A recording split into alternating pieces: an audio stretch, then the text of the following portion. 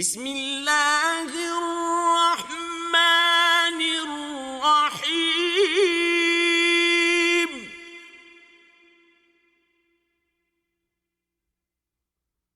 ألم تر كيف فعل ربك بأصحاب الفيل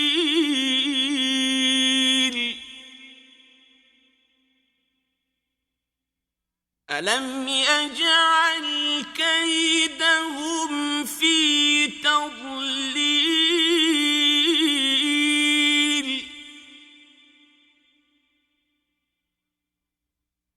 وأرسل عليهم طيرا أبابيل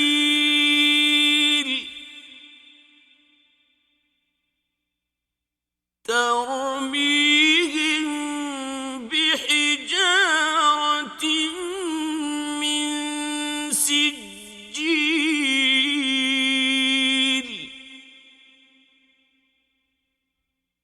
فجعلهم كعصف مأكول.